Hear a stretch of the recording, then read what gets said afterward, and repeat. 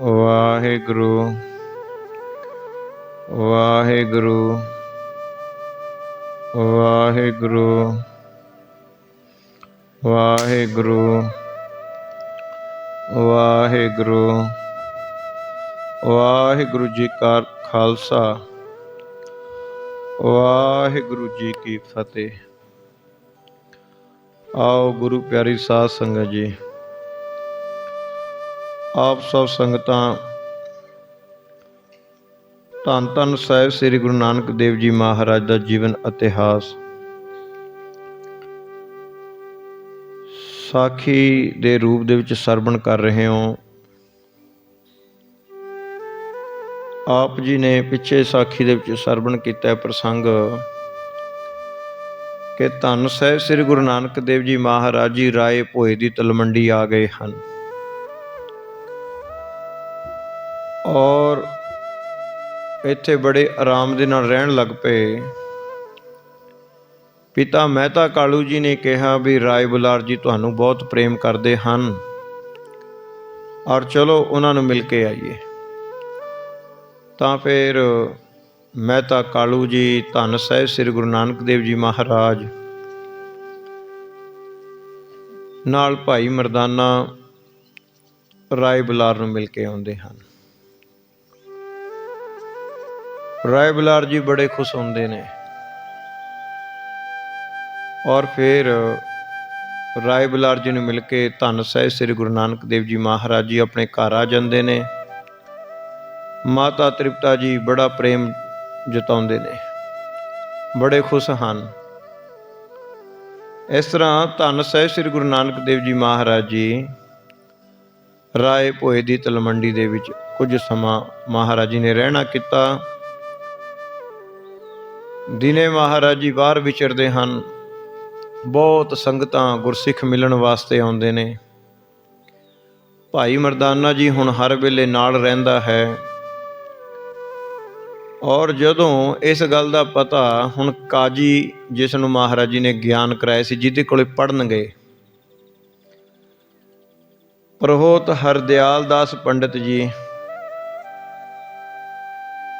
ਇਹ ਧੰਨ ਸਾਹਿਬ ਸ੍ਰੀ ਗੁਰੂ ਨਾਨਕ ਦੇਵ ਜੀ ਮਹਾਰਾਜ ਨੂੰ ਮਿਲਣ ਵਾਸਤੇ ਆਏ। ਇੱਕ ਉਹ ਪਾਧਾ ਜਿਹਦੇ ਕੋਲੇ ਪੜ੍ਹਨ ਗਏ, ਇੱਕ ਹਰਦਿਆਲ ਦਾਸ ਪੰਡਿਤ ਜੀ ਜਿਨ੍ਹਾਂ ਨੇ ਜਨਮ ਪੱਤਰੀ ਮਹਾਰਾਜ ਜੀ ਦੀ ਬਣਾਈ, ਤੇ ਇੱਕ ਉਹ ਕਾਜੀ ਜੀ ਜਿਹਦੇ ਕੋਲੇ ਮਹਾਰਾਜ ਜੀ ਪੜ੍ਹਨ ਵੇਲੇ ਗਏ ਸਨ। ਤਾਂ ਇਹ ਤਿੰਨੇ ਇਕੱਠੇ ਹੋ ਕੇ ਜਦੋਂ ਇਹਨਾਂ ਨੂੰ ਪਤਾ ਲੱਗਿਆ ਤਾਂ ਧੰਨ ਸਾਹਿਬ ਸ੍ਰੀ ਗੁਰੂ ਨਾਨਕ ਦੇਵ ਜੀ ਮਹਾਰਾਜ ਜੀ ਦੇ ਕੋਲੇ ਆਏ। ਹੁਣ ਉਹਨਾਂ ਨੇ ਮਹਾਰਾਜ ਦੀ ਮਹਿਮਾ ਸੁਣੀ ਕਿ ਇਸ ਤਰ੍ਹਾਂ ਸੁਲਤਾਨਪੁਰ ਲੋਧੀ ਦੇ ਵਿੱਚ ਮਹਾਰਾਜ ਜੀ ਦੇ ਹੱਥ ਦੇ ਵਿੱਚ ਵੱਡੀ ਬਰਕਤ ਹੈ, ਬਹੁਤ ਧਨ ਪਦਾਰਥ ਦੁਨੀਆ ਨੂੰ ਵੰਡ ਰਹੇ ਨੇ ਔਰ ਸਾਰੇ ਪਾਸੇ ਜੈ ਜੈਕਾਰ ਹੋ ਰਹੀ ਹੈ। ਮਨ ਵਿੱਚ ਸੋਚਦੇ ਨੇ ਵੀ ਜਿਸ ਤਰ੍ਹਾਂ ਪੱਤਰੀ ਦੇ ਵਿੱਚ ਮੈਨੂੰ ਗੱਲ ਮਹਿਸੂਸ ਹੋਈ ਸੀ ਕਿ ਇਹਨਾਂ ਨੂੰ ਹਿੰਦੂ ਤੇ ਮੁਸਲਮਾਨ ਦੋਨੇ ਹੀ ਇਹਨਾਂ ਨੂੰ ਪੂਜਿਆ ਕਰਨਗੇ, ਉਹ ਗੱਲ ਹੁਣ ਉਹਨਾਂ ਦੇ ਮਨ ਵਿੱਚ ਪੱਕੀ ਹੋ ਗਈ ਵੀ ਰਾਏ ਬੁਲਾਰ ਇੰਨਾ ਪ੍ਰੇਮ ਕਰਦਾ ਹੈ। ਦੂਜਾ ਨਵਾਬ ਦੌਲਤ ਖਾਂ, ਉਹ ਵੀ ਮੁਸਲਮਾਨ ਪਠਾਨ ਹੈ ਤੇ ਉਹ ਵੀ ਇੰਨਾ ਪ੍ਰੇਮ ਕਰਦਾ ਹੈ। ਬਾਕੀ ਤਾਂ ਸਾਰੇ ਪ੍ਰੇਮ ਕਰਦੇ ਹੀ ਨੇ, ਵੀ ਇਹਨਾਂ ਨੂੰ ਸਾਰੇ ਹੀ ਪ੍ਰੇਮ ਕਰਦੇ ਨੇ।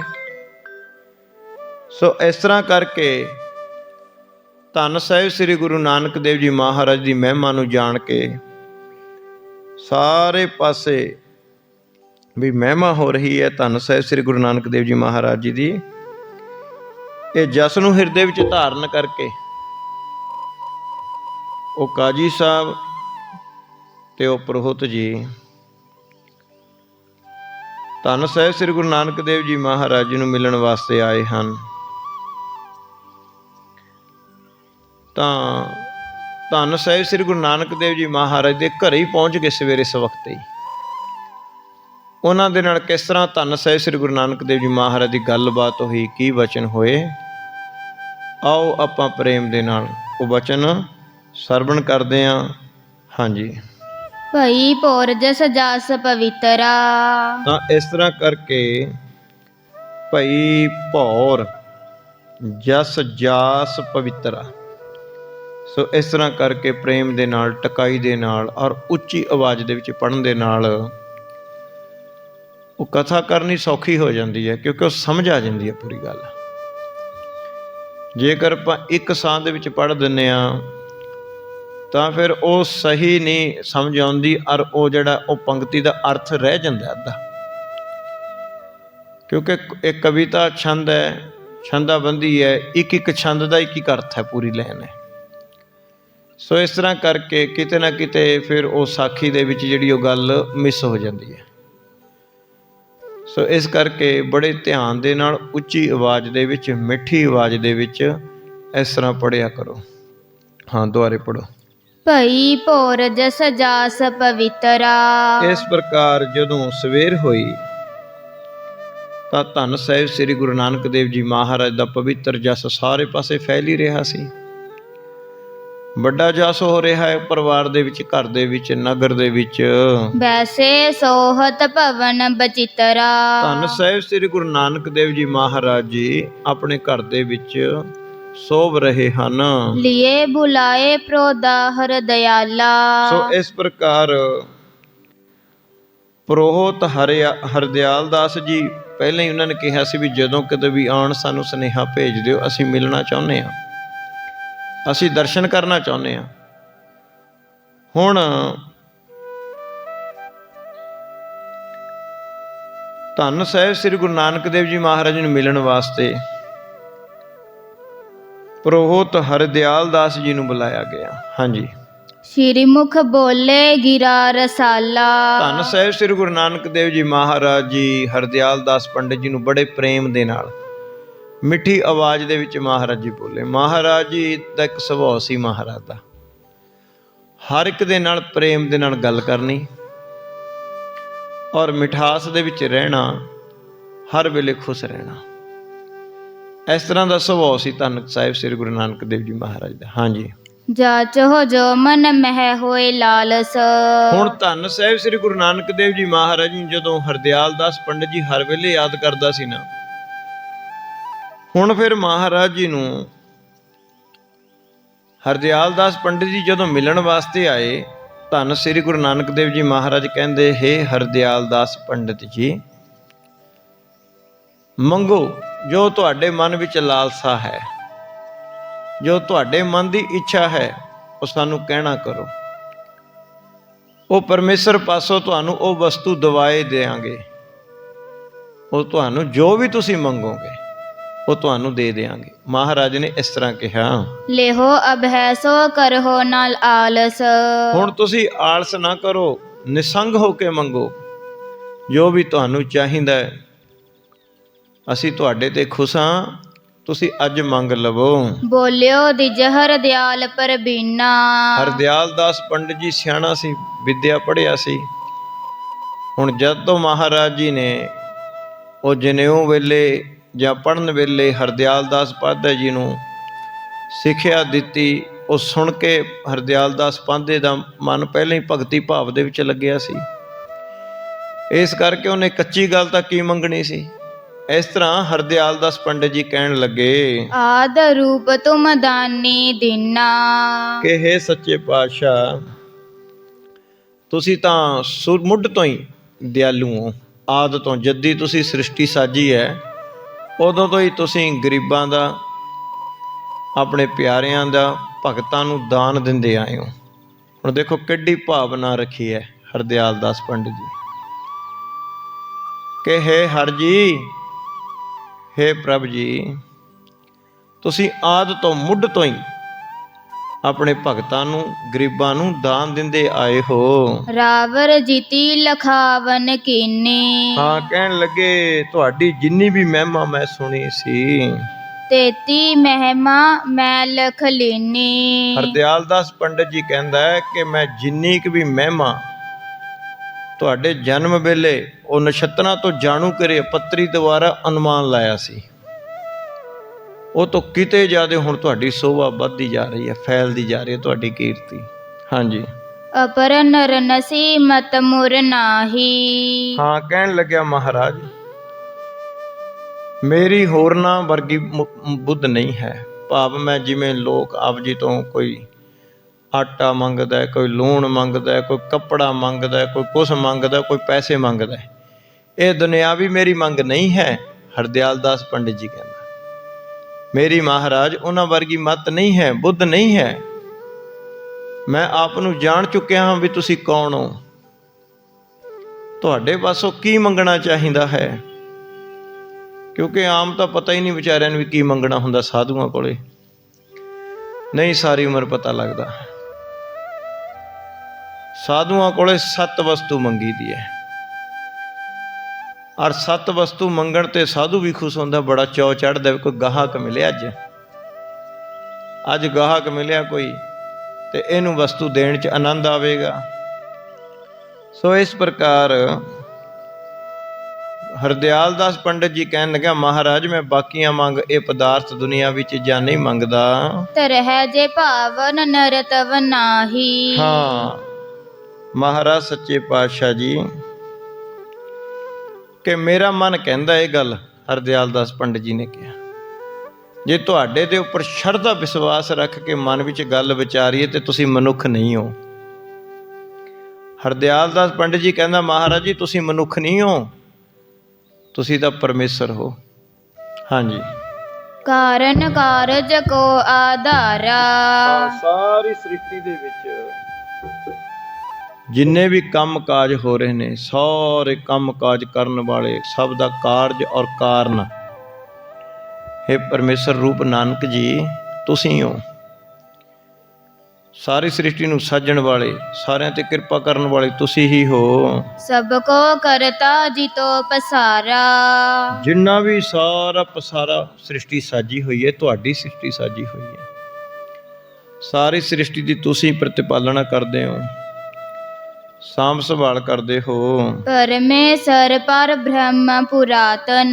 ਕਹਿਣ ਲੱਗੇ ਮਹਾਰਾਜ ਤੁਸੀਂ ਪਾਰ ਬ੍ਰਹਮ ਪਰਮੇਸ਼ਰ ਹੋ। ਆਦਿ ਤੋਂ ਮੁੱਢ ਤੋਂ ਹੀ ਸਾਰੀ ਸ੍ਰਿਸ਼ਟੀ ਦੀ ਪ੍ਰਤਿਪਾਲਨ ਕਰਨ ਵਾਲੇ, ਸਾਰੀ ਸ੍ਰਿਸ਼ਟੀ ਨੂੰ ਪੈਦਾ ਕਰਨ ਵਾਲੇ, ਸਾਰੀ ਸ੍ਰਿਸ਼ਟੀ ਨੂੰ ਨਾਸ਼ ਕਰਨ ਵਾਲੇ, ਇਹ ਮੈਂ ਆਪ ਜੀ ਨੂੰ ਜਾਣਿਆ ਹੈ। ਮੇਰਾ ਮਨ ਕਹਿੰਦਾ ਵੀ ਤੁਸੀਂ ਉਹ ਹੋ। ਹੇ ਪਰਮੇਸ਼ਰ ਜੀ ਤੁਸੀਂ ਉਹ ਆਦਿ ਸ਼ਕਤੀ ਰੂਪ ਧਾਰਨ ਕਰਕੇ ਆਏ ਹੋ। ਆਦਿ ਨਿਰੰਜਨ ਹੈ ਗੁਰੂ ਨਾਨਕ, ਧਾਰ ਕੇ ਮੂਰਤ ਹੈ ਜਗਾਇਓ। ਲੋਕ ਸੁਨਿਓ ਪਰਲੋਕ ਸੁਨਿਓ, ਵਿਦ ਲੋਕ ਸੁਨਿਓ ਸਭ ਦਰਸ਼ਨ ਪਾਇਓ। ਸੰਗਤ ਪਾਰ ਉਤਾਰਨ ਕੋ, ਗੁਰੂ ਨਾਨਕ ਸਾਹਿਬ ਪੰਥ ਚਲਾਇਓ। ਇਸ ਤਰ੍ਹਾਂ ਹਰਦਿਆਲ ਦਾਸ ਪੰਡਿਤ ਜੀ ਕਹਿ ਰਹੇ ਹਨ। ਪਰਮ ਪਰਾਵਰ ਨਾਥ ਸਨਾਤਨ। ਹਾਂ ਕਹਿਣ ਲੱਗੇ ਸੱਚੇ ਪਾਤਸ਼ਾਹ ਜੀ ਤੁਸੀਂ ਪੁੱਜਣ ਯੋਗ ਹੋ, ਸੁਆਮੀ ਹੋ, ਜਗਤ ਦੇ ਮਾਲਕ ਹੋ। ਅਹੈ ਸਚਿਦਾਨੰਦ ਮੁਕੰਦਾ। ਤੁਸੀਂ ਸੱਚ ਚਿਤ ਆਨੰਦ ਸਰੂਪ ਹੋ, ਸਰੀਰ ਨਹੀਂ ਹੋ। ਮੁਕਤੀ ਦੇ ਦਾਤੇ ਹੋ। ਤਵਲੀ ਲਾ ਭਗਤਨ ਸੁਖ ਕੰਦਾ। ਜਦੋਂ ਵੀ ਤੁਸੀਂ ਅਵਤਾਰ ਧਾਰਨ ਕੀਤਾ ਹੈ, ਆਪਣੇ ਭਗਤਾਂ ਨੂੰ ਸੁਖ ਦਿੰਦੇ ਹੋ, ਆਪਣੇ ਭਗਤਾਂ ਨੂੰ ਮੁਕਤੀ ਦਾ ਦਾਨ ਬਖਸ਼ਦੇ ਹੋ। ਉਹਨਾਂ ਦਾ ਪ੍ਰੇਮ ਪੂਰਾ ਕਰਨ ਵਾਸਤੇ ਤੁਸੀਂ ਇਸ ਮਾਤ ਲੋਕ ਤੇ ਆਏ ਹੋ। ਭੁੱਲੇ ਭਟਕੇ ਜੀਵਾਂ ਨੂੰ ਮੁਕਤੀ ਦਾ ਰਾਹ ਦਿਖਾਉਣ ਵਾਸਤੇ ਤੁਸੀਂ ਜਨਮ ਲਿਆ। ਇਸ ਤਰ੍ਹਾਂ ਕਹਿੰਦੇ ਨੇ। ਹਾਂਜੀ, ਜਗ ਉਪਵੀਤ ਜਬ ਹੈ ਤੁਮ ਦੀਨੋ। ਹਾਂ ਇਸ ਤਰ੍ਹਾਂ ਕਹਿਣ ਲੱਗੇ ਜਦੋਂ ਤਾਂ ਤੁਸੀਂ ਉਹ ਜਨੇਊ ਵਾਲੀ ਰਸਮ ਅਦਾ ਕਰਨੀ ਸੀ ਨਾ, ਉਸ ਵੇਲੇ ਆਪ ਜੀ ਨੇ ਮੈਨੂੰ ਇੱਕ ਗਿਆਨ ਦਿੱਤਾ ਸੀ। ਉਸ ਵੇਲੇ ਦੀ ਮੇਰੀ ਭਾਵਨਾ ਆਪ ਜੀ ਦੇ ਸਰੂਪ ਤੇ ਬਣੀ ਹੋਈ ਹੈ। ਹਾਂਜੀ, ਤਬ ਕੋ ਮਮ ਮਨ ਇਸ ਸਥਿਰ ਕੀਨੋ। ਉਦੋਂ ਤੋਂ ਫਿਰ ਮੈਂ ਸ਼ਰਧਾ ਭਾਵਨਾ ਆਪ ਜੀ ਦੇ ਸਰੂਪ ਤੇ ਬਣਾਈ ਹੋਈ ਹੈ। ਸਰਬ ਲਾਲਸਾ ਪੀ ਉਰ ਪੂਰੀ। ਹਾਂ ਮਹਾਰਾਜ ਤੁਹਾਡਾ ਤਾਂ ਦਰਸ਼ਨ ਦੇਖ ਕੇ ਸਾਰੇ ਮਨ ਦੀਆਂ ਮੁਰਾਦਾਂ ਪੂਰੀਆਂ ਹੋ ਜਾਂਦੀਆਂ ਹਨ। ਦੇਖੀ ਮੈਂ ਲੀਲਾ ਤੁਮ ਰੂਰੀ। ਹਾਂ ਹੁਣ ਤਾਂ ਮੇਰੇ ਹਿਰਦੇ ਵਿੱਚ, ਮੇਰੇ ਮਨ ਦੇ ਵਿੱਚ, ਮੇਰੇ ਦਿਲ ਦੇ ਵਿੱਚ ਤੁਹਾਡੇ ਪ੍ਰਤੀ ਪ੍ਰੇਮ ਹੀ ਪ੍ਰੇਮ ਹੈ। ਸੱਚੇ ਪਾਤਸ਼ਾਹ ਤੁਸੀਂ ਸਾਰੇ ਜੀਆਂ ਦੀ ਪ੍ਰਤਿਪਾਲਨਾ ਕਰਨ ਵਾਲੇ ਹੋ, ਹਰ ਇੱਕ ਜੀਵ ਦੇ ਹਿਰਦੇ ਦੀ ਜਾਣਨ ਵਾਲੇ ਹੋ। ਇਸ ਤਰ੍ਹਾਂ ਹਰਦਿਆਲ ਦਾਸ ਜੀ ਕਹਿ ਰਹੇ ਹਨ। ਬ੍ਰਿਧ ਬੈਸਬਬ ਭਾਬਲਹੀਨਾ। ਹੁਣ ਮਹਾਰਾਜ ਮੇਰੀ ਬੇਨਤੀ ਹੈ। ਹਰਦਿਆਲ ਦਾਸ ਜੀ ਕਹਿੰਦੇ ਮੇਰੀ ਨਾ ਅਵਸਥਾ ਬੁੱਢੀ ਹੋ ਗਈ ਹੈ, ਜੀਵਨ ਦੀ ਸਰੀਰ ਮੇਰਾ ਬੁੱਢਾ ਹੋ ਗਿਆ, ਇਸ ਕਰਕੇ ਅਬਦੀ ਜੈ ਮੁਝ ਮੁਖ ਪਰ ਬੀਨਾ। ਕਿਰਪਾ ਕਰੋ ਮੈਨੂੰ ਮੁਕਤੀ ਦਾ ਉਪਦੇਸ਼ ਕਰੋ। ਮੈਨੂੰ ਮੁਕਤ ਕਰੋ, ਮੇਰੇ ਤੇ ਦਇਆ ਕਰੋ, ਮੈਨੂੰ ਗਿਆਨ ਦੀ ਪ੍ਰਾਪਤੀ ਕਰਾਓ, ਮਹਾਰਾਜ ਮੇਰੇ ਤੇ ਦਇਆ ਕਰੋ। ਇਸ ਤਰ੍ਹਾਂ ਜਦੋਂ ਹਰਦਿਆਲ ਦਾਸ ਜੀ ਨੇ ਹੁਣ ਮੁਕਤੀ ਮੰਗੀ ਹੈ ਮਹਾਰਾਜ ਜੀ ਤੋਂ। ਹਾਂਜੀ, ਭਗਤ ਮਿਲੀ ਬਾਣੀ ਸੁਨ ਕਾਨਾ। ਜਦੋਂ ਇਸ ਪ੍ਰਕਾਰ ਹਰਦਿਆਲ ਦਾਸ ਜੀ ਦੁਆਰਾ ਕਹੀ ਹੋਈ ਗੱਲ ਧੰਨ ਸਾਹਿਬ ਸ੍ਰੀ ਗੁਰੂ ਨਾਨਕ ਦੇਵ ਜੀ ਮਹਾਰਾਜ ਜੀ ਨੇ ਆਪਣੇ ਕੰਨਾਂ ਤੋਂ ਇਸ ਤਰ੍ਹਾਂ ਇਹ ਗੱਲ ਸੁਣੀ ਹਸ ਬੋਲੇ ਸ੍ਰੀ ਕਿਰਪਾ ਨਿਧਾਨਾ। ਤਾਂ ਧੰਨ ਸਾਹਿਬ ਸ੍ਰੀ ਗੁਰੂ ਨਾਨਕ ਦੇਵ ਜੀ ਮਹਾਰਾਜ ਜੀ ਹੱਸ ਪਏ। ਧਨ ਬਿਪਰ ਬਰ ਬੁੱਧ ਤੁਮਾਰੀ। ਕਹਿਣ ਲੱਗੇ ਧੰਨੋ ਧੰਨੋ ਇਹ ਹਰਦਿਆਲ ਦਾਸ ਜੀ, ਧੰਨੋ ਤੁਸੀਂ। ਮੁਕਤੀ ਮੰਗਣ ਵਾਲਾ ਤਾਂ ਸਾਨੂੰ ਕੋਈ ਮਿਲਿਆ, ਨਹੀਂ ਤਾਂ ਧਨ ਪਦਾਰਥ ਮੰਗਣ ਵਾਲੀ ਦੁਨੀਆ। ਇਸ ਕਰਕੇ ਤੁਹਾਡੀ ਸੋਚ ਤੋਂ, ਤੁਹਾਡੀ ਇਹ ਜੋ ਤੁਸੀਂ ਮੰਗਿਆ, ਇਹ ਸੋਚ ਤੋਂ ਅਸੀਂ ਬਲਿਹਾਰ ਜਾਂਦੇ ਹਾਂ। ਧਨ ਹੋ ਮੈਂ ਕੀ ਸੁਰਤ ਵਿਸਾਰੀ। ਹਾਂ, ਤੁਸੀਂ ਧਨ ਔਰ ਹਉਮੈ ਦੀ ਸੁਰਤ ਨੂੰ ਵਿਸਾਰ ਛੱਡਿਆ, ਭਾਵ ਤਿਆਗ ਕੀਤਾ ਹੈ। ਨਹੀਂ ਤਾਂ ਸਾਰੀ ਦੁਨੀਆ ਹਉਮੈ ਹੰਕਾਰ ਦੇ ਵਿੱਚ ਆ ਕੇ ਮੇਰੀ, ਮੇਰਾ, ਧਨ, ਮੈਨੂੰ, ਆਹ ਚੀਜ਼ ਪਦਾਰਥ ਮੰਗੀ ਜਾਂਦੀ ਹੈ। ਤੁਸੀਂ ਜਿਹੜੀ ਹਉਮੈ ਔਰ ਧਨ ਨੂੰ ਛੱਡ ਕੇ ਇੱਕ ਮੁਕਤੀ ਦੀ ਇੱਛਾ ਜ਼ਾਹਰ ਕੀਤੀ ਹੈ ਮਨ ਵਿੱਚ, ਮੁਕਤੀ ਸਾਤੋਂ ਮੰਗੀ ਹੈ। ਇਸ ਕਰਕੇ ਇਹ ਹਰਦਿਆਲ ਦਾਸ ਪੰਡਿਤ ਜੀ ਤੁਸੀਂ ਧੰਨ ਹੋ। ਕਿੰਚਤ ਰਹੇਗੀ ਬੈਸ ਸ਼ਰੀਰਾ। ਹਾਂ, ਮਹਾਰਾਜ ਜੀ ਕਹਿੰਦੇ ਚੰਗੀ ਗੱਲ ਕੀਤੀ, ਕਿਉਂਕਿ ਇਹ ਸਰੀਰ ਕਿੰਨਾ ਚਿਰ ਰਹੇਗਾ ਹੋਰ। ਹਾਂਜੀ, ਧੁਨ ਅਬ ਵਰਗ ਪਾਏ ਮਤ ਧੀਰਾ। ਤਾਂ ਇਸ ਕਰਕੇ ਇਹ ਚੰਗੀ ਤੁਸੀਂ ਮਨ ਵਿੱਚ ਆਪਣੀ ਤਿੱਬਰ ਇੱਛਾ ਜ਼ਾਹਰ ਕੀਤੀ ਹੈ ਕਿ ਇਹ ਸਰੀਰ ਨਾਸਵਾਨ ਹੈ, ਸਦਾ ਨਹੀਂ ਰਹੇਗਾ। ਜੇ ਇਹਦੀਆਂ ਜ਼ਰੂਰਤਾਂ ਵਾਸਤੇ ਚੀਜ਼ਾਂ ਮੰਗੀ ਜਾਓਗੇ ਪਦਾਰਥ, ਨਾ ਤਾਂ ਪਦਾਰਥਾਂ ਨੇ ਰਹਿਣਾ, ਨਾ ਸਰੀਰ ਜਿਹੜਾ ਪਦਾਰਥਾਂ ਨੂੰ ਭੋਗਦਾ ਇਹਨੇ ਰਹਿਣਾ। ਸੋ ਇਹ ਦੁੱਖ ਬਣਿਆ ਹੀ ਰਹਿੰਦਾ ਜਨਮ ਮਰਨ ਦਾ। ਤੁਸੀਂ ਬੜੀ ਉੱਤਮ ਮੰਗੀ ਹੈ, ਤੁਸੀਂ ਮੁਕਤੀ ਜੋ ਮੰਗੀ। ਹਾਂਜੀ, ਜਿਉ ਸ੍ਰੀ ਕਾ ਗਜ ਤਜ ਹੀ ਬਿਨ ਸ਼ੌਂਕੂ। ਤਾਂ ਇਸ ਪ੍ਰਕਾਰ ਮਹਾਰਾਜ ਜੀ ਕਹਿਣ ਲੱਗੇ ਕਿ ਤੁਸੀਂ ਜੋ ਇਹ ਮੋਖ ਦੀ ਇੱਛਾ ਜ਼ਾਹਰ ਕੀਤੀ ਹੈ, ਤੁਹਾਡਾ ਜੀਵਨ ਧਨ ਹੈ, ਤੁਹਾਨੂੰ ਜ਼ਰੂਰ ਮੋਖ ਦੀ ਪ੍ਰਾਪਤੀ ਹੋਵੇਗੀ। ਮਹਾਰਾਜ ਜੀ ਕਹਿੰਦੇ ਜਿਸ ਪ੍ਰਕਾਰ ਦੇਵਲ ਰਿਖੀ ਨੇ ਸਰਾਫ ਦੇ ਨਾਲ ਗੰਧਰਵ ਹਾਥੀ ਬਣ ਗਿਆ ਔਰ ਸਰੋਵਰ ਦੇ ਵਿੱਚ ਉਹਨੂੰ ਤੰਦੂਏ ਨੇ ਫੜ ਲਿਆ ਸੀ। ਫਿਰ ਉਹਨੇ ਪਰਮੇਸ਼ਰ ਅੱਗੇ ਬੇਨਤੀਆਂ ਕੀਤੀਆਂ, ਤਾਂ ਫਿਰ ਪਰਮੇਸ਼ਰ ਨੇ ਉਹ ਹਾਥੀ ਦੀ ਪੁਕਾਰ ਸੁਣ ਕੇ ਤੰਦੂਏ ਤੋਂ ਛੁਡਾ ਲਿਆ। ਹੁਣ ਮਹਾਰਾਜ ਜੀ ਕਹਿੰਦੇ ਇਸੇ ਪ੍ਰਕਾਰ ਇਹ ਹਰਦਿਆਲ ਦਾ ਪੰਡਿਤ ਜੀ, ਹਉਮੈ, ਮੈਂ, ਮੇਰੀ, ਆਸਾ, ਤ੍ਰਿਸ਼ਨਾ, ਵਾਸ਼ਨਾ ਨੇ ਇਹ ਜੀਵ ਨੂੰ ਫੜਿਆ ਹੋਇਆ ਹੈ। ਅਵਿਦਿਆ, ਹੰਕਾਰ ਨੇ, ਭਰਮ ਭੁਲੇਖੇ ਨੇ ਇਸ ਜੀਵ ਨੂੰ ਫੜਿਆ ਹੋਇਆ ਹੈ। ਔਰ ਇਸ ਨੂੰ ਪੂਰਨ ਗੁਰੂ ਹੀ ਛੁਡਾ ਸਕਦਾ ਹੈ। ਪੂਰਨ ਗੁਰੂ ਤਦੇ ਹੀ ਛੁਡਾਵੇਗਾ ਨਾ ਜਦੋਂ ਪੂਰਨ ਗੁਰੂ ਅੱਗੇ ਬੇਨਤੀ ਕਰੂਗਾ, ਜਿਵੇਂ ਹਾਥੀ ਨੇ ਪੁਕਾਰ ਕਰੀ। ਜੇ ਚਾਤਰਿਕ ਹੈ, ਚਾਤਰਿਕ ਬੂੰਦ ਬੂੰਦ ਨੂੰ ਤਰਸਦਾ ਹੈ, ਪਰਮੇਸ਼ਰ ਅੱਗੇ ਪੁਕਾਰ ਕਰਦਾ ਹੈ, ਬਬੀਹਾ ਅੰਮ੍ਰਿਤ ਵੇਲੇ ਬੋਲਿਆ ਤਾਂ ਦਰ ਸੁਣੀ ਪੁਕਾਰ, ਮੇਘੇ ਨੂੰ ਫਰਮਾਨ ਹੋਆ ਵਰਸੋ ਕਿਰਪਾ ਧਾਰ। ਹੁਣ ਜਦੋਂ ਕੋਈ ਮੁਕਤੀ ਮੰਗਦਾ ਹੀ ਨਹੀਂ, ਫਿਰ ਉਹਨੂੰ ਮੁਕਤੀ ਕਿਵੇਂ ਪ੍ਰਾਪਤ ਹੋਵੇ। ਸੋ ਇਸ ਤਰ੍ਹਾਂ ਕਰਕੇ ਮਹਾਰਾਜ ਜੀ ਕਹਿਣ ਲੱਗੇ ਤਿੰਨ ਤਿਉ ਤਨ ਗਜ ਗਮਨੈ ਹਰ ਲੋਕ।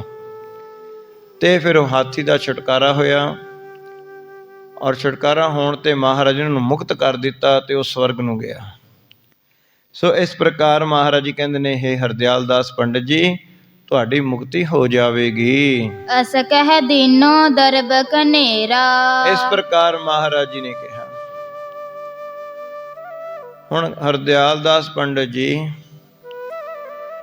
ਇਹ ਗੱਲ ਨੂੰ ਪੱਕੀ ਹਿਰਦੇ ਦੇ ਵਿੱਚ ਬਿਠਾ ਲਓ ਕਿ ਤੁਸੀਂ ਸਰੀਰ ਨਹੀਂ ਹੋ, ਤੁਸੀਂ ਆਤਮਾ ਹੋ। ਮਹਾਰਾਜ ਇਹ ਗਿਆਨ ਮੇਰੇ ਤੋਂ ਫੜ ਨਹੀਂ ਹੁੰਦਾ, ਮੈਂ ਬਹੁਤ ਯਤਨ ਕਰਦਾ, ਜੋ ਵੀ ਮੈਂ ਗਿਆਨ ਸੁਣਦਾ ਉਹ ਮੈਂ ਭੁੱਲ ਜਾਂਦਾ ਔਰ ਮਨ ਜੋ ਹੈ ਫੇਰ ਆਪਣੇ ਆਪ ਨੂੰ ਸਰੀਰ ਮੰਨਦਾ ਹੈ। ਮਹਾਰਾਜ ਕਹਿੰਦੇ ਮਨ ਕੀ ਕਹਿੰਦਾ ਹੈ? ਮਹਾਰਾਜ ਮਨ ਇਉਂ ਕਹਿੰਦਾ ਵੀ ਮੈਂ ਸਰੀਰ ਹਾਂ, ਮੈਂ ਹਰਦਿਆਲ ਦਾਸ ਪੰਡਤ ਹਾਂ, ਵਿਦਿਆ ਪੜ੍ਹਿਆ ਹੋਇਆ, ਉੱਚੀ ਮੇਰੀ ਕੁਲ ਹੈ, ਇਹ ਮੇਰਾ ਘਰ ਹੈ, ਇਹ ਮੇਰਾ ਧਨ ਜਾਇਦਾਦ ਹੈ, ਮੇਰੇ ਬੱਚੇ ਨੇ। ਤੇ ਮਨ ਵਿਚਾਰ ਕਹਿੰਦਾ ਵੀ ਇਹ ਗੁਆਂਢੀ ਹੈ, ਇਹ ਦੂਜਾ ਹੈ, ਇਹ ਮੇਰਾ ਹੈ। ਸੱਚ ਬੋਲਿਆ ਵੀ ਮਹਾਰਾਜ ਅਜੇ ਤਾਂ ਮੈਂ ਮੇਰ ਤੇਰ 'ਚ ਫਸੇ ਹਾਂ, ਹਾਲ ਤਾਂ ਮੇਰਾ ਮਲ ਦੋਸ਼ ਨਹੀਂ ਦੂਰ ਹੋਇਆ, ਬਖਸ਼ੇਪ ਨਹੀਂ ਦੂਰ ਹੋਇਆ, ਅਵਰਨ ਨਹੀਂ ਦੂਰ ਹੋਇਆ, ਗਿਆਨ ਕਿਵੇਂ ਫੜ ਲਿਆਂਗਾ। ਫਿਰ ਧੰਨ ਸਾਹਿਬ ਸ੍ਰੀ ਗੁਰੂ ਨਾਨਕ ਦੇਵ ਜੀ ਮਹਾਰਾਜ ਕਹਿੰਦੇ ਹਰਦਿਆਲ ਦਾਸ ਜੀ, ਗੁਰੂ ਚਾਹੇ ਤਾਂ 1 ਸਕਿੰਟ ਦੇ ਵਿੱਚ ਗਿਆਨ ਕਰਾ ਸਕਦਾ, ਪੂਰਨ ਗੁਰੂ। ਮਲ ਬਖਸ਼ੇਪ ਅਵਰਨ ਦੋਸ਼ ਦੂਰ ਕਰਕੇ ਇਹ ਜੀਵ ਨੂੰ ਆਤਮਿਕ ਗਿਆਨ ਦੇ ਵਿੱਚ ਇਹਦੀ ਅਵਸਥਾ ਪਰਪੱਕ ਕਰਾ ਕੇ, ਜੀਵ ਏਕਤਾ ਦੇ ਬੌਧਿਕ ਵਚਨ ਸੁਣਾ ਕੇ, ਜੀਵ ਆਤਮਾ ਤੇ ਪਰਮਾਤਮਾ ਦਾ ਗੁਰੂ ਰੂਪ ਵਿਚੋਲਾ ਵਿਆਹ ਕਰਾ ਕੇ ਸਦਾ ਵਾਸਤੇ ਇੱਕਮਿਕ ਕਰ ਦੇ। ਗੁਰੂ ਇਸੇ ਕਾਰਜ ਵਾਸਤੇ ਆਇਆ। ਹਰਦਿਆਲ ਦਾਸ ਪੰਡਿਤ ਜੀ ਨੇ ਪੈਰ ਫੜ ਲਏ ਮਹਾਰਾਜ ਦੇ। ਮਹਾਰਾਜ आप कृपा करो, दया करो, मेहर करो, हम रुलते फिरते कोई बात ना पूछता। जिमें गुरु रामदास महाराज जी ने बेनती करने की जाच सिखाई है, इस तरह हरदयाल दास जी कहता महाराज बहुत जन्म विछरे थे माधो, यो जन्म तुम्हारे लेखे,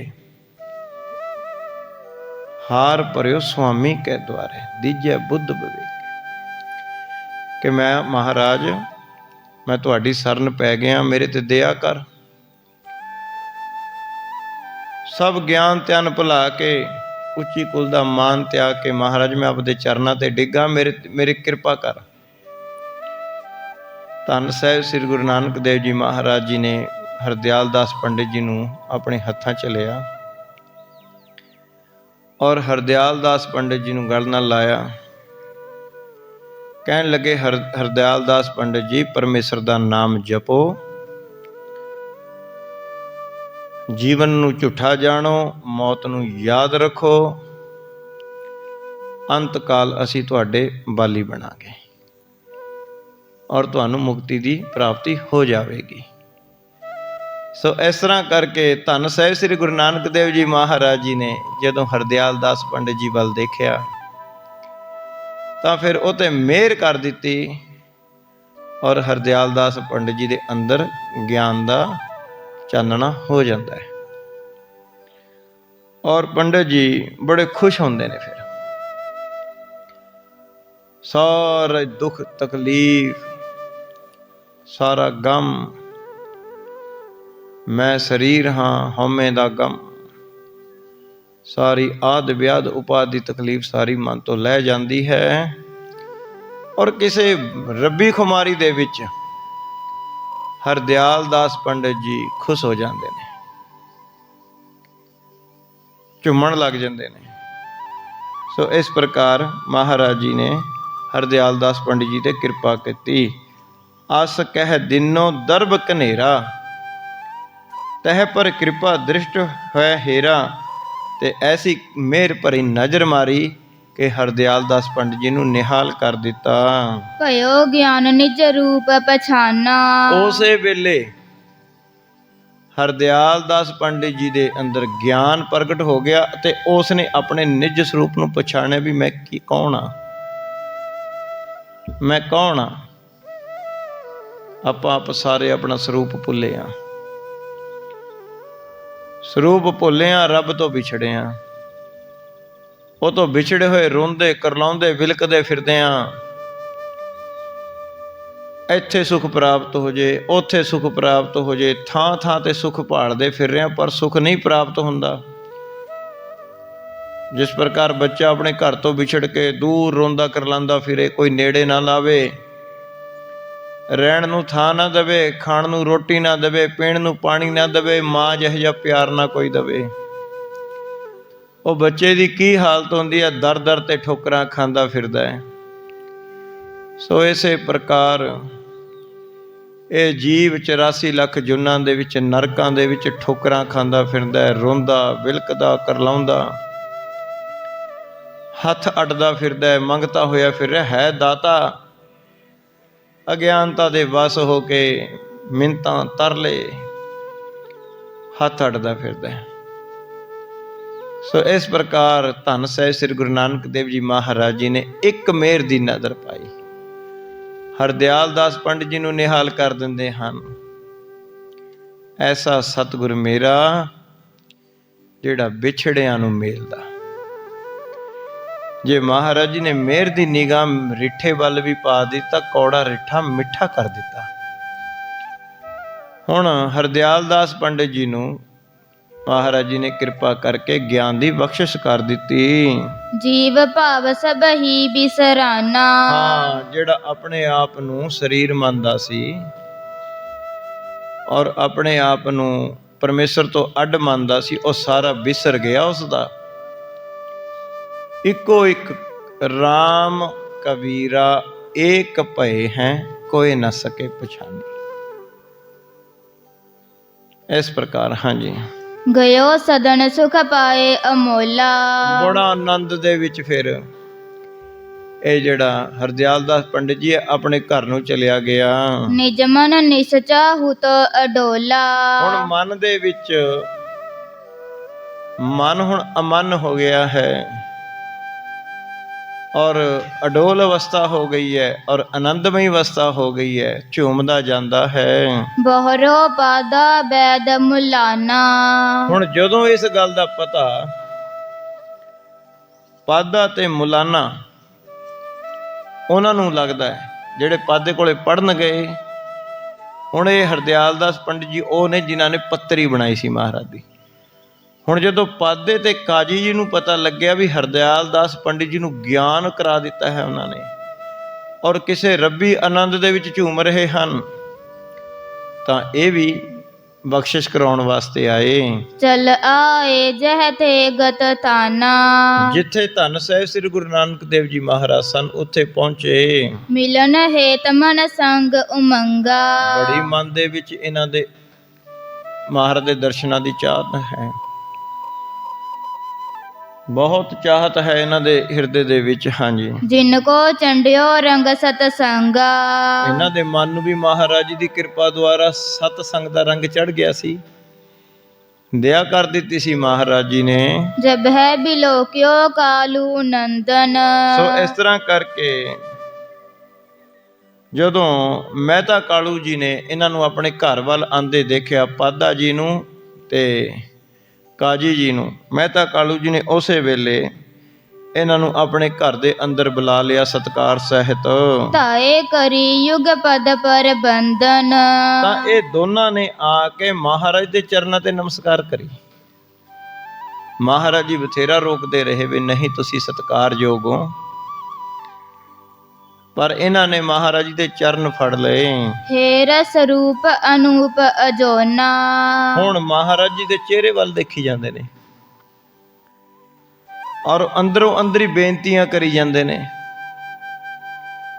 ਮਹਾਰਾਜ ਜੀ ਦੇ ਸਰੂਪ ਵੱਲ ਦੇਖ ਕੇ ਇੱਕ ਟਕ ਟਕੀ ਲਾ ਕੇ ਮਹਾਰਾਜ ਜੀ ਦੇ ਚਿਹਰੇ ਵੱਲ ਦੇਖੀ ਜਾਂਦੇ ਨੇ। ਸਿਆਣੇ ਸਨ, ਜਿਨ੍ਹਾਂ ਨੂੰ ਸਿਆਣਪ ਹੁੰਦੀ ਹੈ ਨਾ,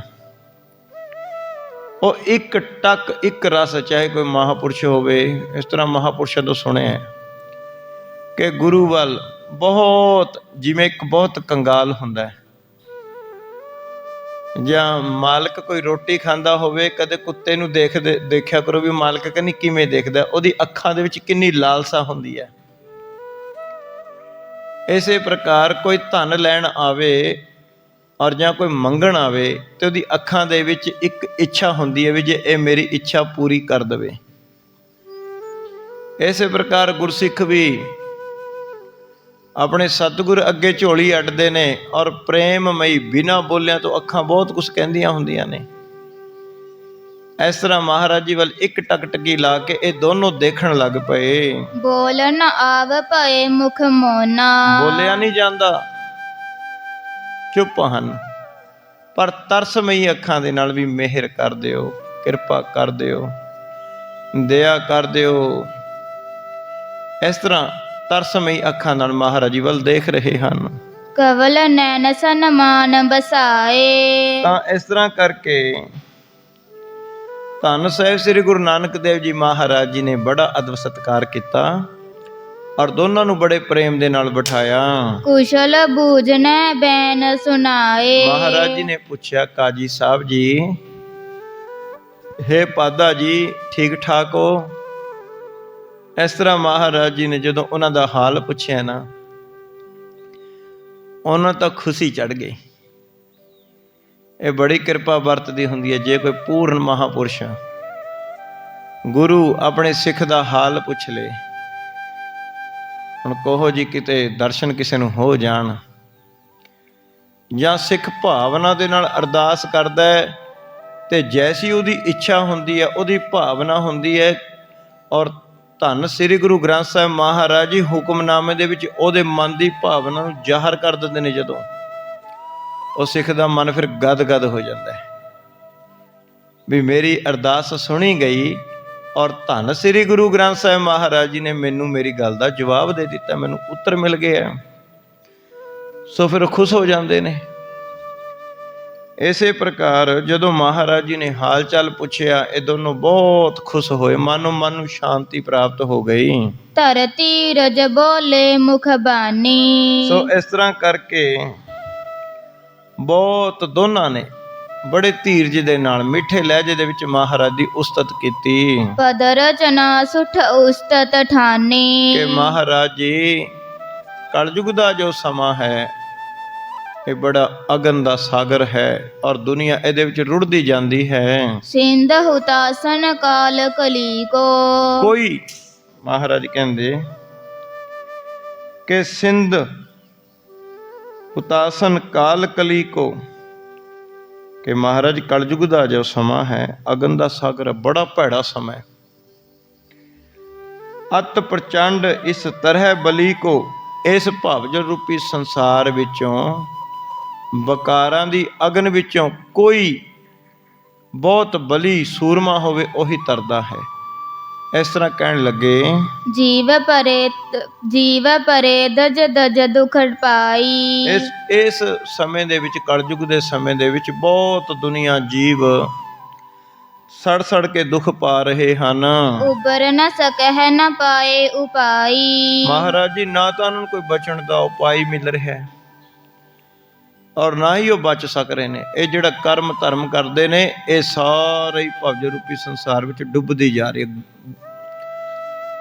ਗੁਰ ਬਿਨ ਡੁੱਬਦੀ ਜਾਂਦੀ ਦੁਨੀਆ, ਗੁਰ ਬਿਨ ਡੁੱਬਦੀ ਜਾਂਦੀ, ਵਿੱਚ 84 ਗੋਤੇ ਖਾਂਦੀ ਦੁਨੀਆ, ਗੁਰ ਬਿਨ ਡੁੱਬਦੀ ਜਾਂਦੀ। ਇਸ ਤਰ੍ਹਾਂ ਮਹਾਰਾਜ ਜੀ ਨੂੰ ਕਹਿਣ ਲੱਗੇ ਹਨ।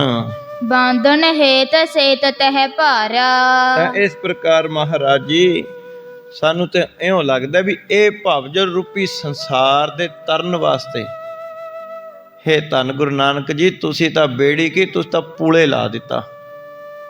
ਪੁਲ ਬੰਨ ਰਹੇ ਹੋ ਤੁਸੀਂ ਕਿ ਦੁਨੀਆ ਪਾਰ ਹੋ ਜਾਏ। ਬਸ ਐਸਾ ਤੁਸੀਂ ਨਿਰਾਲਾ ਪੰਥ ਸਾਜਣ ਲੱਗੇ ਹੋ, ਐਸੀ ਸਿੱਖਿਆ ਦਿੰਦੇ ਹੋ, ਸਰਲ ਸਿੱਖਿਆ, ਔਰ ਜੀਵਾ ਤਾਈਂ ਗਿਆਨ ਕਰਾਉਂਦੇ ਹੋ। ਸਾਨੂੰ ਤਾਂ ਇਉਂ ਮਹਿਸੂਸ ਹੁੰਦਾ ਹੈ ਕਿ ਜਿਵੇਂ ਤੁਸੀਂ ਭਵਜਲ ਰੂਪੀ ਸੰਸਾਰ ਤੋਂ ਤਰਨ ਵਾਸਤੇ ਇਹ ਦਰਿਆ ਦੇ ਉੱਪਰ ਪੁਲ ਹੀ ਬੰਨ ਦਿੱਤਾ ਹੋਵੇ। ਕਿਰਪਾ ਧਾਰ ਲੀ ਨੋ ਅਵਤਾਰਾ। ਆਪਨੇ ਬੜੀ ਕਿਰਪਾ ਕੀਤੀ, ਆਪਨੇ ਅਵਤਾਰ ਧਾਰਨ ਕੀਤਾ ਹੈ। ਚਰਨ ਕਰਮ ਸ਼ੁਭ ਤੇ ਜੋ ਤੂਛੇ। ਕਹਿਣ ਲੱਗੇ ਸੱਚੇ ਪਾਤਸ਼ਾਹ ਜੀ, ਜੋ ਲੋਕ ਕਰਮ ਧਰਮ ਕਰਨ ਤੋਂ, ਜਿਵੇਂ ਪਿੰਗਲਾ ਬੰਦਾ ਹੁੰਦਾ ਉਹ ਤੋਂ ਤੁਰਿਆ ਨਹੀਂ ਜਾਂਦਾ, ਇਸ ਤਰ੍ਹਾਂ ਸਨ। ਸ਼ੁਭ ਕਰਮ ਨਹੀਂ ਸੀ ਕੋਈ ਕਰਦਾ, ਬੰਦਗੀ ਨਹੀਂ ਸੀ ਕਰਦਾ, ਰੱਬ ਦਾ ਨਾਮ ਨਹੀਂ ਸੀ ਜਪਦਾ। ਪਖੰਡ ਦੇ ਵਿੱਚ ਪੈ ਗਏ, ਦੁਬਦਾ ਵਿੱਚ ਪੈ ਕੇ, ਮੇਰ ਤੇਰ ਦੇ ਵਿੱਚ ਪੈ ਕੇ, ਝੂਠ ਵਿੱਚ ਫਸ ਕੇ, ਪਾਪਾਂ ਵਿੱਚ ਫਸ ਕੇ, ਮੋਹ ਦੀਆਂ ਬੇੜੀਆਂ ਇਹਨਾਂ ਦੇ ਐਸੀਆਂ ਪੈਰਾਂ ਨੂੰ ਪਈਆਂ, ਲੋਭ ਅਰ ਲਾਲਚ ਦੀਆਂ। ਧਾਰਮਿਕ ਗੱਲ ਕਰਨ ਔਰ ਧਾਰਮਿਕ ਬਣਨ ਔਰ ਪਰਮੇਸ਼ਰ ਦਾ ਜਸ ਉਚਾਰਨ ਦੇ ਵਿੱਚ ਉਹਨਾਂ ਦਾ ਮੂੰਹ ਰੁਕ ਜਾਂਦਾ ਸੀ। ਕਿਉਂ ਇਹ ਬੇੜੀਆਂ ਪਈਆਂ? ਕਿਉਂਕਿ ਲੋਭ ਔਰ ਲਾਲਚ ਨੇ ਉਹਨਾਂ ਨੇ ਐਸੀਆਂ ਸਾਖੀਆਂ ਸੁਣਾਈਆਂ ਜਿਹਦੇ ਨਾਲ ਉਹਨਾਂ ਨੂੰ ਪੈਸੇ ਪੱਖੋਂ ਲਾਭ ਹੋਵੇ, ਉਹਨਾਂ ਦੀ ਆਪ ਦੀ ਉਸਤਤ ਹੋਵੇ, ਰੱਬ ਦੀ ਉਸਤਤ ਭੁਲਾ ਛੱਡੀ। ਰੱਬ ਦਾ ਗਿਆਨ ਉਹਨਾਂ ਨੇ ਛੱਡਤਾ ਸੀ। ਹਮੇਸ਼ਾ ਹੀ ਉਹ ਤਾਂ ਉਹ ਗੱਲ ਕਰਦੇ ਜਿਹੜੀ 3 ਗੁਣਾਂ ਦੇ ਵਿੱਚ ਉਹਨਾਂ ਦਾ ਨਿੱਜੀ ਫਾਇਦਾ ਹੁੰਦਾ। 3 ਗੁਣਾਂ ਦੇ ਵਿੱਚ ਫਸਣ ਵਾਲੀਆਂ ਬੇੜੀਆਂ ਇਹਨਾਂ ਨੇ ਪਾ ਲਈਆਂ ਔਰ ਪੈਰਾਂ ਤੋਂ ਤੁਰਨ ਬਾਅਦ ਤੋਂ ਪਿੰਗਲੇ ਹੋ ਗਏ। ਚਰਨ ਕਮਰ ਸੁਭ ਤੇ ਜੋ ਤੁੱਛੇ ਪਿੰਗਲੇ ਸਨ। ਹਾਂਜੀ, ਲੋਚਨ ਸੁਮਤ ਹੈ ਤੇ ਉਰ ਛੂਛੇ। ਚੰਗੀ ਮੱਤ ਤੋਂ ਔਰ ਗੁਰੂ ਦੇ ਦਰਸ਼ਨਾਂ ਤੋਂ ਇਹ ਨੈਣਾ ਤੋਂ ਵੀ ਇਹ ਹੀਣੇ ਸਨ, ਨੈਣਾ ਤੋਂ ਅੰਧੇ ਔਰ ਬੁੱਧ ਤੋਂ ਖਾਲੀ, ਕਿਉਂਕਿ ਭਜਨ ਬੰਦਗੀ ਨਹੀਂ ਸੀ ਕਰਦੇ, ਪਖੰਡ ਔਰ ਦੁਬਿਧਾ ਵਿੱਚ ਪਏ ਰਹਿੰਦੇ ਸੀ। ਸਮਦਮ ਜਿਨ ਕੇ ਕਰ ਨਾ ਸੰਘਾਰੇ। ਤਾਂ ਇਸ ਤਰ੍ਹਾਂ ਕਰਕੇ ਕਿ ਜਿਨ੍ਹਾਂ ਨੇ ਸਮ ਤੇ ਦਮ, ਸਮ ਸਾਰਿਆਂ ਨੂੰ ਇੱਕ ਸਮਾਨ ਸਮਝਣਾ, ਦਮ ਆਪਣੇ ਇੰਦਰੀਆਂ ਨੂੰ ਦਮਨ ਕਰਨਾ, ਰੋਕਣਾ, ਬਰਿਆਈ ਤੋਂ ਆਪਣੇ ਆਪ ਨੂੰ ਰੋਕਣਾ ਤੇ ਸਭਨਾਂ ਨੂੰ ਇੱਕ ਤਰ੍ਹਾਂ ਸਮਝਣਾ। ਇਸ ਪਾਸੇ ਤੋਂ ਮਾਨੋ ਦੁਨੀਆ ਕੰਗਾਲ ਹੀ ਹੋ ਗਈ ਸੀ, ਭਾਵ ਐਸਾ ਸੁਭਾਅ ਨਹੀਂ ਸੀ ਧਾਰਨ ਕਰਦੇ, ਬੁਰਿਆਈ ਹੀ ਧਾਰਨ ਕਰਦੇ। ਸੋਜ ਹੈ ਪਰ ਤਰ ਜਾਹੇ ਸੁਖਾਰੇ। ਹਾਂ, ਹੁਣ ਜਦੋਂ ਤੁਸੀਂ ਇਹ ਭਵਜ ਰੂਪੀ ਸੰਸਾਰ ਤੋਂ ਤਰਨ ਵਾਸਤੇ ਨਾਮ ਦਾਨ ਇਸ਼ਨਾਨ ਦਾ ਪੁਲ ਬੰਨਿਆ ਨਾ ਜਿਹੜਾ, ਇਹ ਤਾਂ ਹੁਣ ਜੀਵ ਸੌਖੇ ਪਾਰ ਹੋ ਜਾਣਗੇ। ਮਨ ਅਨੁਮਾਨ ਕਰਤ ਸਦ ਹਮਹੀ। ਹੁਣ ਮਹਾਰਾਜ ਸੱਚੇ ਪਾਤਸ਼ਾਹ ਜੀ ਕਿ ਅਸੀਂ ਆਪਣੇ ਮਨ ਦੇ ਵਿੱਚ ਇਸ ਗੱਲ ਦਾ ਅਨੁਮਾਨ ਲਾਉਂਦੇ ਹਾਂ ਕਿ ਹੁਣ ਤੁਹਾਡਾ ਜੋ ਜਗਤ ਦੇ ਵਿੱਚ ਸਾਰੇ ਪਾਸੇ ਜਸ ਫੈਲ ਜਾਵੇਗਾ। ਜਿਹੜੇ ਤੁਹਾਡੀ ਸਿੱਖਿਆ ਹੈ, ਜਿਵੇਂ ਤੁਸੀਂ ਗਿਆਨ ਕਰਾਉਂਦੇ ਹੋ, ਭੁੱਲੇ ਭਟਕੇ ਜੀਵਾਂ ਨੂੰ ਸੱਚ ਦੇ ਰਾਹ ਤੇ ਤੋਰਦੇ ਹੋ। ਮਹਾਰਾਜ ਸਾਡਾ ਤਾਂ ਮਨ ਇਉਂ ਕਹਿੰਦਾ ਵੀ ਹੁਣ ਤੁਸੀਂ ਸਮੇਂ ਦੇ ਅਵਤਾਰ ਹੋ ਔਰ ਸਾਰੀ ਦੁਨੀਆ ਨੂੰ ਭਵਜ ਰੂਪੀ ਸੰਸਾਰ ਤੋਂ ਪਾਰ ਉਤਾਰਨ ਦੀ ਤੁਹਾਡੀ ਡਿਊਟੀ ਹੈ। ਹੁਣ ਜੋ ਵੀ ਆਪ ਦਾ ਬਚਨ ਮੰਨ ਕੇ ਉਹ ਸਿੱਖਿਆ ਤੇ ਚੱਲਣਗੇ, ਉਹ ਨਿਸ਼ਚੈ ਹੀ 100% ਹੀ ਹੁਣ ਉਹ ਪਾਰ ਉਤਰਨਗੇ। ਉਹਨਾਂ ਦੇ ਕਿਰਪਾ ਵਰਤ ਜਾਣੀ ਹੈ, ਉਹਨਾਂ ਦੇ ਅੰਦਰ ਸੱਚ ਪੈਦਾ ਹੋ ਜਾਵੇਗਾ, ਸਤ ਸੰਤੋਖ ਦਇਆ ਧਰਮ ਪੈਦਾ ਹੋ ਜਾਵੇਗਾ। ਔਰ ਹੁਣ ਘਰ-ਬਾਰ ਛੱਡੇ ਤੋਂ ਬਿਨਾਂ ਪਰਿਵਾਰ ਵਿੱਚ ਰਹਿੰਦੇ ਹੋਏ, ਕਿਰਤ ਕਰਦੇ ਹੋਏ ਜੀਵਨ ਮੁਕਤ ਅਵਸਥਾ ਨੂੰ ਪ੍ਰਾਪਤ ਹੋ ਜਾਣਗੇ। ਤੁਸੀਂ ਸਿੱਖਿਆ ਐਸੀ ਦੇ ਰਹੇ ਹੋ, ਇੱਕ ਬੜਾ ਨਿਰਮਲ ਪੰਥ ਚੱਲੇਗਾ। ਬਹੁਤ ਉਪਮਾ ਕਰ ਰਹੇ ਨੇ ਦੋਨੋਂ, ਕਾਜੀ ਤੇ ਪਾਧਾ ਜੀ ਦੋਨੋਂ। ਧੰਨ ਸਾਹਿਬ ਸ੍ਰੀ ਗੁਰੂ ਨਾਨਕ ਦੇਵ ਜੀ ਮਹਾਰਾਜ ਜੀ ਦੀ। ਜਗਤ ਪ੍ਰਕਾਸ਼ ਕਰਹੁ ਕਬ ਤੁਮ ਹੀ। ਹਾਂ, ਹੁਣ ਤਾਂ ਤੁਹਾਡਾ ਹੀ ਸਾਰੇ ਜਗਤ ਦੇ ਵਿੱਚ ਪ੍ਰਕਾਸ਼ ਰਹੇਗਾ। ਰਾਵਰ ਪੂਰਨ ਕਲਾ ਸੰਕੋਚੀ। ਹਾਂ, ਆਪ ਜੀ ਸਰਬ ਕਲਾ ਸੰਪੂਰਨ ਹੋ। ਲਖੈ ਕੇ ਜੀਵ ਜਿਨ ਹੈ ਮਤ ਪੋਚੀ। ਮਹਾਰਾਜ ਜੀ, ਉਹ ਜੀਵ ਤੁਹਾਡੀ ਮਹਿਮਾ ਨੂੰ ਕੀ ਸਮਝ ਸਕਣਗੇ? ਜਿਨ ਜੀਵਾਂ ਦੀ ਖੋਟੀ ਮਤ ਹੈ ਤੇ ਉਹਨਾਂ ਦੇ ਕਰਮ ਨਹੀਂ ਹਨ, ਉਹ ਸੁੱਤੇ ਹੀ ਆਪ ਜੀ ਤੋਂ ਲਾਹਾ ਨਹੀਂ ਲੈ ਸਕਦੇ, ਸੁੱਤੇ ਹੀ ਆਪਣਾ ਜੀਵਨ ਲੰਘਾ ਲੈਣਗੇ। ਪਰ ਕਿਸੇ ਕਿਸੇ ਦੀ ਐਸੀ ਕਿਸਮਤ ਜਾਗੇਗੀ ਕਿ ਜੀ ਤੇ ਆਪ ਜੀ ਇੱਕ ਵਾਰ ਵੀ ਮਿਹਰ ਦੀ ਨਿਗਾਹ ਪਾ ਦੇਣਗੇ, ਉਸ ਨੂੰ ਭਵਜ ਰੂਪੀ ਸੰਸਾਰ ਤੋਂ ਪਾਰ ਕਰ ਦਿਓਗੇ। ਹਾਂਜੀ, ਅਸ ਪ੍ਰਕਾਰ ਕਹਿ ਕਰ ਬਚਲੋਨੇ। ਇਸ ਪ੍ਰਕਾਰ ਧੰਨ ਸਾਹਿਬ ਸ੍ਰੀ ਗੁਰੂ ਨਾਨਕ ਦੇਵ ਜੀ ਮਹਾਰਾਜ ਦੀ ਬੜੀ ਇਹਨਾਂ ਨੇ ਉਪਮਾ ਕੀਤੀ। ਤਾਂ ਫਿਰ ਮਹਾਰਾਜ ਜੀ ਨੇ ਇਹਨਾਂ ਦੋਨਾਂ ਵੱਲ ਜਦੋਂ ਦੇਖਿਆ ਮਿਹਰ ਭਰੀ ਨਜ਼ਰ ਦੇ ਨਾਲ, ਪੀਅਤ ਰੂਪ ਜਨ ਲੋਚਨ ਡੋਨੇ। ਤਾਂ ਧੰਨ ਸਾਹਿਬ ਸ੍ਰੀ ਗੁਰੂ, ਹਾਂਜੀ ਦੁਆਰੇ ਪੜਿਓ। ਪੀਅਤ ਰੂਪ ਜਨ ਲੋਚਨ ਡੋਨੇ। ਹਾਂ, ਇਹਨਾਂ ਦੋਨਾਂ ਨੇ ਬਚਨ ਕਰੀ ਜਾਂਦੇ ਨੇ ਔਰ ਧੰਨ ਸਾਹਿਬ ਸ੍ਰੀ ਗੁਰੂ ਨਾਨਕ ਦੇਵ ਜੀ ਮਹਾਰਾਜ ਤੋਂ ਕੁਛ ਮੰਗਣਾ ਚਾਹੁੰਦੇ ਨੇ। ਇਹ ਲਾਲਸਾ ਭਰੀ ਅੱਖਾਂ ਦੇ ਨਾਲ ਜਦੋਂ ਮਹਾਰਾਜ ਜੀ ਵੱਲ ਤੱਕਦੇ ਨੇ ਔਰ ਜਵਾਨ ਤੋਂ ਮਹਾਰਾਜ ਦੀ ਉਸਤਤ ਕਰ ਰਹੇ ਨੇ, ਜਦੋਂ ਇਸ ਤਰ੍ਹਾਂ ਇਹਨਾਂ ਨੇ ਕੀਤਾ, ਮਿਲੇ ਭਾਉ ਤਰ ਸਦਨ ਸਿਧਾਏ। ਤਾਂ ਫਿਰ ਧੰਨ ਸਾਹਿਬ ਸ੍ਰੀ ਗੁਰੂ ਨਾਨਕ ਦੇਵ ਜੀ ਮਹਾਰਾਜ ਨੇ ਇਹਨਾਂ ਤੇ ਕਿਰਪਾ ਕਰ ਦਿੱਤੀ, ਦਇਆ ਕਰ ਦਿੱਤੀ। ਔਰ ਇਹਨਾਂ ਤੇ ਐਸੀ ਮਿਹਰ ਦੀ ਨਜ਼ਰ ਪਾਈ, ਜਿਸ ਚੀਜ਼ ਦੀ ਮੰਗ ਇਹ ਹਿਰਦੇ ਵਿੱਚ ਰੱਖ ਕੇ ਆਏ ਵੀ ਮਹਾਰਾਜ ਜਿਵੇਂ ਹਰਦਿਆਲ ਦਾਸ ਪੰਡਤ ਜੀ ਦੇ ਅੰਦਰ ਆਨੰਦ ਵਰਤਿਆ, ਸਾਡੇ ਤੇ ਵੀ ਦਿਆ ਕਰ। ਅਸੀਂ ਵੀ ਵਿਦਿਆ ਦੇ ਮਾਣ ਕਰਕੇ ਲੋਕ ਲੱਜਿਆ ਵਿੱਚ ਫਸ ਕੇ ਤੇ ਅਸੀਂ ਆਪੇ ਦੀ ਪਛਾਣ ਨਹੀਂ ਕਰ ਸਕੇ, ਬੰਦਗੀ ਨਹੀਂ ਕਰ ਸਕੇ, ਭਜਨ ਨਹੀਂ ਕਰ ਸਕੇ। ਜੇ ਕੋਈ ਸ਼ੁਭ ਕਰਮ ਕਰਦੇ ਵੀ ਉਹਦਾ ਮਾਣ ਸਾਨੂੰ ਖਾ ਜਾਂਦਾ। ਮਾੜਾ ਜਿਹਾ ਅਸੀਂ ਕੋਈ ਧਾਰਮਿਕ ਗਤੀਵਿਧੀ ਕਰਦੇ, ਉਸ ਦੀ ਉਪਮਾ ਹੁੰਦੀ ਔਰ ਉਹ ਹੰਕਾਰ ਦੇ ਵਿੱਚ ਫਸ ਕੇ ਅਸੀਂ ਹੋਰ ਉਲਝ ਜਾਂਦੇ। ਮਨ ਦੀ ਤਾਣੀ ਨਾ ਸਾਤੋਂ ਸੁਲਝੀ। ਐਸੀਆਂ ਪਾਪਾਂ ਦੀਆਂ ਸਾਡੇ ਗੰਢਾਂ ਵੱਜੀਆਂ ਹੋਈਆਂ ਨੇ, ਤਾਣੀ ਉਲਝ ਗਈ ਜੀਵਨ ਦੀ। ਇਹ ਸੱਚੇ ਪਾਤਸ਼ਾਹ ਆਪ ਕਿਰਪਾ ਕਰੋ, ਮਿਹਰ ਦੀ ਨਜ਼ਰ ਪਾ ਕੇ ਸਾਡੇ ਬੰਧਨ ਹੀ ਕੱਟ ਦਿਓ, ਦਇਆ ਕਰੋ। ਅਸੀਂ ਬਹੁਤ ਯਤਨ ਕੀਤੇ, ਬੜੇ ਧਾਰਮਿਕ ਪੁਸਤਕਾਂ ਪੜ੍ਹੀਆਂ, ਬੜਾ ਗਿਆਨ ਅਸੀਂ ਮਥਿਆ ਔਰ ਗਿਆਨ ਪੜ੍ਹਿਆ, ਸੁਣਿਆ ਔਰ ਕਥਿਆ ਵੀ। ਦੋਨੋਂ ਗਿਆਨਵਾਨ ਸੀ, ਪਾਧਾ ਜੀ ਤੇ ਉਹ ਕਾਜੀ, ਪੜ੍ਹੇ ਲਿਖੇ ਬਹੁਤ ਸਨ। ਪਰ ਮਹਾਰਾਜ ਜੀ ਜਦੋਂ ਵਾਰੀ ਸਾਡੇ ਆਪਣੇ ਮਨ ਦੀ ਆਉਂਦੀ ਹੈ, ਉੱਥੋਂ ਅਸੀਂ ਹਾਰ ਜਾਂਦੇ ਹਾਂ। ਅਸੀਂ ਇਹ 5 ਵਿਕਾਰਾਂ ਤੋਂ ਪੈਂਡਾ ਨਹੀਂ ਛਡਾ ਸਕੇ।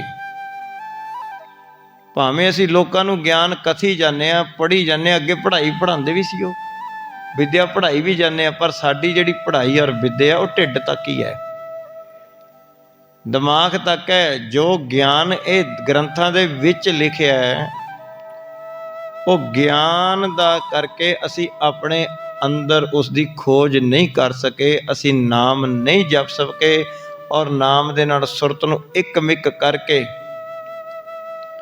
ਮਲ ਦੋਸ਼ ਆਪਣਾ ਨਹੀਂ ਦੂਰ ਕਰ ਸਕੇ, ਬਖਸ਼ੇਪ ਦੋਸ਼ ਨਹੀਂ ਦੂਰ ਕਰ ਸਕੇ, ਅਵਰਨ ਦੋਸ਼ ਨਹੀਂ ਦੂਰ ਕਰ ਸਕੇ।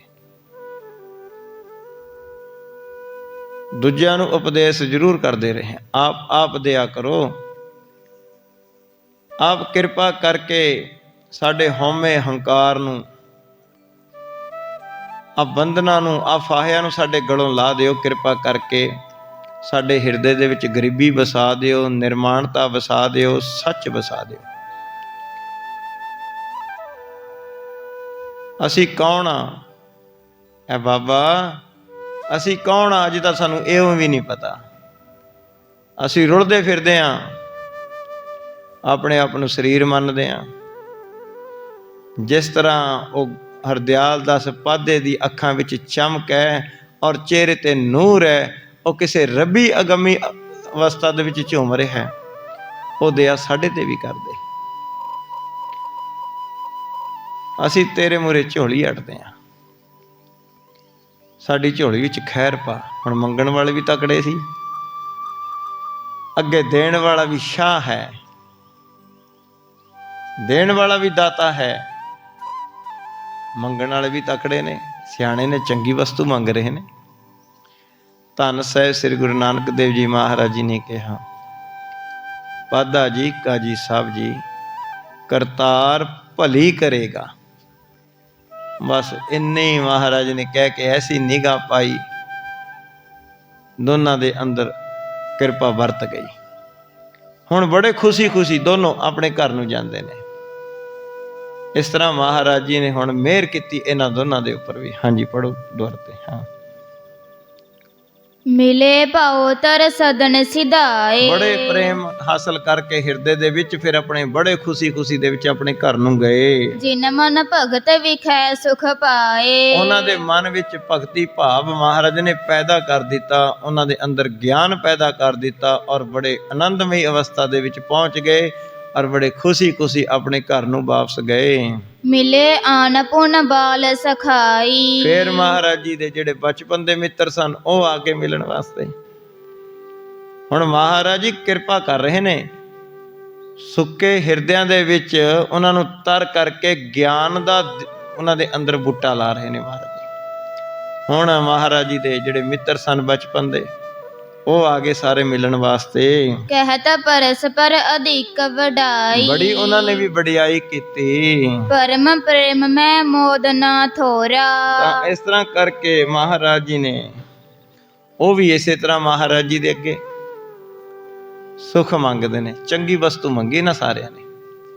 ਮਹਾਰਾਜ ਕਿਰਪਾ ਕਰੋ, ਸਾਡੇ ਤੇ ਵੀ ਦਇਆ ਕਰ ਦਿਓ।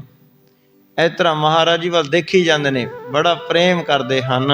ਇਕ ਟਕ ਦੇਖ ਰਹੇ ਮੁਖ ਓਰਾ। ਇੱਕ ਟਕਟਕੀ ਲਾ ਕੇ ਮਹਾਰਾਜ ਜੀ ਦੇ ਚਿਹਰੇ ਵੱਲ ਦੇਖ ਰਹੇ ਨੇ, ਸਾਰੇ ਹੱਥ ਜੋੜੇ ਹੋਏ ਨੇ, ਕੁਝ ਮੰਗਣ ਆਏ ਨੇ। ਮਹਾਰਾਜ ਸਾਡੇ ਤੇ ਵੀ ਦਇਆ ਕਰਦੇ,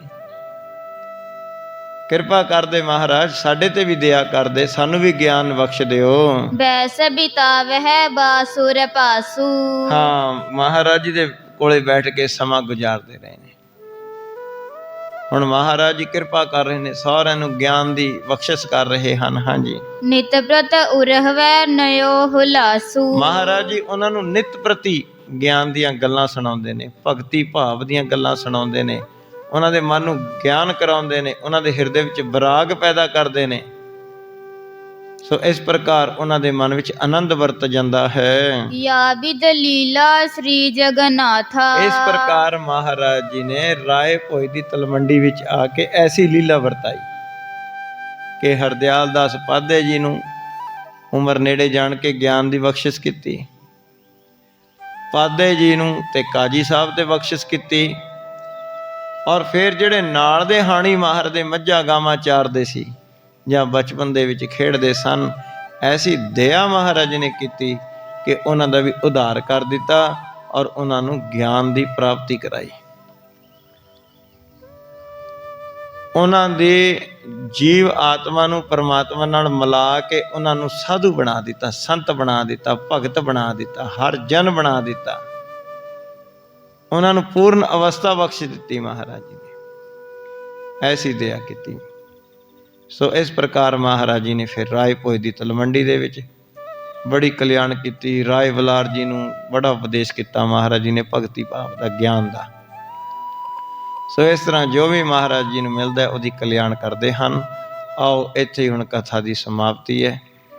ਕੱਲ੍ਹ ਨੂੰ ਅਗਲੀ ਕਥਾ ਫਿਰ ਆਵੇਗੀ ਕਿ ਮਹਾਰਾਜ ਜੀ ਮੁੜ 1 ਮਹੀਨਾ ਇੱਥੇ ਰਹਿ ਕੇ ਆਪਣੇ ਨਾਲ ਦੇ ਹਾਣੀਆਂ ਦਾ, ਸਾਰਿਆਂ ਦਾ ਉਧਾਰ ਕਰਕੇ, ਮਹਾਰਾਜ ਜੀ ਦਇਆ ਦ੍ਰਿਸ਼ਟੀ ਕਰਕੇ ਕਿਰਪਾ ਮਹਾਰਾਜ ਜੀ ਨੇ ਐਸੀ ਵਰਤਾਉਣੀ ਹੈ। ਕਿਉਂਕਿ ਹੁਣ ਇਹ ਤੋਂ ਬਾਅਦ ਮਹਾਰਾਜ ਜੀ ਨੇ ਜਾਣਾ ਤਲਵੰਡੀ, ਰਾਏ ਭੋਜ ਦੀ ਤਲਵੰਡੀ ਤੋਂ ਵਾਪਸ ਜਾਣਾ ਸੁਲਤਾਨਪੁਰ ਲੋਧੀ, ਔਰ ਸੁਲਤਾਨਪੁਰ ਲੋਧੀ ਤੋਂ ਮਹਾਰਾਜ ਜੀ ਨੇ ਫਿਰ 4 ਉਦਾਸੀਆਂ ਕਰਨੀਆਂ ਨੇ।